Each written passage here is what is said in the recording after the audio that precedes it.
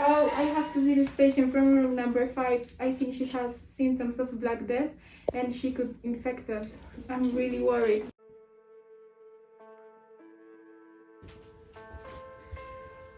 How are you feeling, dear? Mom, I'm feeling terrible. Please call someone who can help me. Oh my god, you have fever! Nurse! Nurse, please help me, help me! Yes. My daughter is really sick, she's in room number 5. I was on my way to room number 5. Is her name Mary Basifaga? Yes, she has a lot of fever. Please help me, Let's go. Mary? Hi, I'm the nurse. How are you feeling? I need your help, please. I'm feeling terrible. What happened? Why are you like this? I don't know, since yesterday I've been having fever, but I've been feeling so cold and I'm so thirsty. I'm feeling weak. I don't know what's wrong with me. I haven't stopped vomiting. I have diarrhea. I don't know what's wrong with me, nurse. Am I gonna die? Okay, have you felt any inflammations here in the neck or here? I have big balls here. Okay. Please help me, give me something for the pain. Okay, Mary, I think you have the Black Death. We're still waiting for the doctor to arrive, but I think you have that. Nurse, what is Black Death? It's a new disease that is across all Europe, Mary. And why did it happen to me? Because we are in a sanitary crisis and that is why you got contagious. I'm feeling so much chills. I'm gonna give you something for the fever, okay? Please help me. I can't bear this anymore. Okay, don't worry. Please help me. Hi, nurse, how is Mary? I think she has the Black Death. We have to wait for the doctor to arrive, okay? I'm gonna give her something for the fever until he arrives, okay? Maybe you have it too, so you have to protect yourself. Oh my god, but is she gonna die? We have to wait, okay? That's good. The bubonic plague, more commonly known as the Black Plague, is one of the 3 types of plague caused by Yersinia pestis, and has been the center of many pandemics in history. The most well-known occurrence of the bubonic plague was in actuality the second known pandemic caused by Yersinia pestis. It was known colloquially as the Black Death, and its peak occurred in Europe between 1347 and 1351, and it was the deadliest plague in human history. It is theorized that the outbreak of the Black Plague was so vast due to the wars in Eastern Europe that drove refugees further westward, and with the devastation to the land being so great, rats, for lack of a food source, were quick to follow. As has always been the case throughout history, where humanity is, rats are sure to appear. Originally believed to be the vectors of the plague, we now know that rats and other rodents are merely the natural reservoir of Yersinia pestis, and that the true vector is Xenocilla chiopis, the rat flea. But what exactly is the bubonic plague, and what about it has made it such an important feature throughout humanity's history? Morning, doctor. I was researching on Yersinia pestis, and I was a little confused about how exactly it causes the Black Plague. Could you possibly explain the pathophysiology to me? Of Chris, bubonic plague is the most common form arises after transmission of Yersinia pestis from an infectious flea. Remember that Yersinia pestis is the only enteric bacterium to use an insect vector as its primary mode of transmission. The incubation period for bubonic plague is 2 to 8 days after exposure. During this incubation period, Yersinia pestis disseminated from bite site to regional lymph node. There, the bacteria evade immune clearance and proliferate to high numbers. Patients initially present with flu-like symptoms, highlighted by the sudden onset of fever, chills, lethargy, and headache. As the bacteria continue to proliferate, patients develop extremely painful slow lymph nodes called buboes. Eventually, these tissues will contain enormous numbers of extracellular bacteria. Typically, patients present with a single bubble at the draining lymph node of the right side.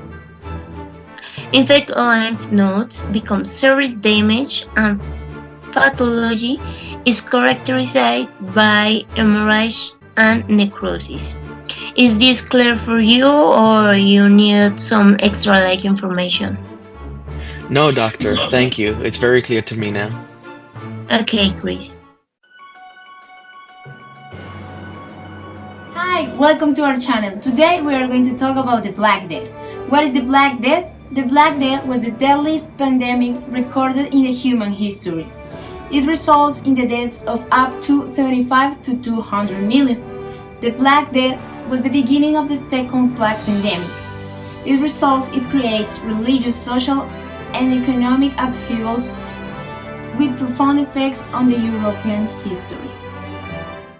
Transmission. Plague was reportedly first introduced to Europe via Genoese from the port city of Kaffa in the Crimea in 1347. During a protracted siege of the city in 1345 and 1346, the Mongol Golden Horde army of Jani Beg, whose mainly Tatar troops were suffering from this disease, catapult infect corpses over the city walls of Kaffa to infect the inhabitants. Thought it is more likely that infected rats travel across the sea lines to spread the epidemic to the inhabitants. Western Asian and North African outbreak. The disease struck various regions in the Middle East and North Africa during the pandemic, leading to serious depopulation and permanent change in both economic and social structures. As infected rodents infect new rodents, the disease spread across the region, entering also from the southern Russia. Although it is spread unchecked, the Black Death hits some areas much more severely than others. It's extremely difficult to accurately assess the total death toll. Sometimes entire cities, for example Milan, managed to avoid significant effects, while others, such as Florence, were devastated, the Italian city losing 50,000 of its 85,000 population. Paris was said to have buried 800 deaths per day at its peak, but other places somehow managed to miss the carnage. The population of Europe will not return to pre-1347 levels until around 1550. The consequences of such a large number of deaths were severe, and in many places the social structures of society broke down. Many smaller urban areas hit by the plague were abandoned by their residents, who sought safety in countrysides. Traditional authority, both governmental and from the church, were questioned for how could such a disaster befall a people? Were not governors and God in some way responsible for that? Where this disaster come from and why it's so indiscriminate? At the same time, personal piety increased and charitable organization flourished. Some people thought it was a supernatural phenomenon, perhaps connected to the comet sighting of 1345. Others blamed sinners who paraded through the streets weeping themselves, calling for sinners to repent so that God may lift this terrible punishment. Many thought it was an inexplicable trick of the devil. Even when the crisis has passed, there were no practical problems to be faced. With not enough workers to meet needs, salaries and prices soared. The necessity of farming to feed people would prove a new challenge, as would a huge demand for manufactured goods, as there were simply fewer people to buy them. A more flexible, more mobile and more independent workforce was born. Social unrest followed, and often outright rebellions broke out when the aristocracy tried to fight these new demands. Notable riots were those in Paris in 1385, Florence in 1378, and in London in 1381. The peasants did not get all they wanted by any means, and a call for lower taxes was a significant fail, but the old system of feudalism was gone. For women in particular, gained some rights of property ownership they had not had before the plague.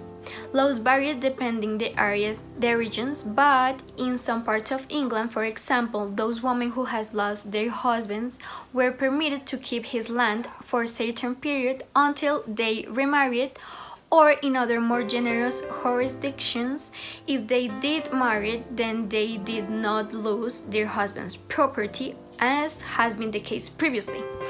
While none of these social changes can be directly linked to the Black Death itself, and indeed some were already underway before the plague had arrived, the shockwave of Black Death to European society was certainly contributing accelerating factor in the change occurred in society as the Middle Ages came to close. As Camila and Valeria were saying, the plague was a disaster that was tearing Europe and Asia apart. So, as a way to counter this illness, plague doctors emerged. A plague doctor was a physician who treated victims of the bubonic plague. In times of epidemics, these physicians were specifically hired by towns where the plague was taking hold. The large losses of people in a town created an economic disaster, so community plague doctors were considered quite valuable and were given special privileges. For example, plague doctors were freely allowed to perform autopsies to research a cure for the plague. The most particular fact about plague doctors is their custom. It was invented by Charles Lorme in 1630 and were first used in Naples, then spread to be used throughout Europe. The protective suit consisted of a light wax fabric overcoat, a mask with glass eye openings, and a beak-shaped nose, typically stuffed with herbs, straw, and species. The scent materials included roses, mint leaves, cloves, and myrrh, protecting the user from contaminated air. Plague doctors practiced bloodletting and other remedies such as putting frogs and leeches on the bows to rebalance humors as a normal routine.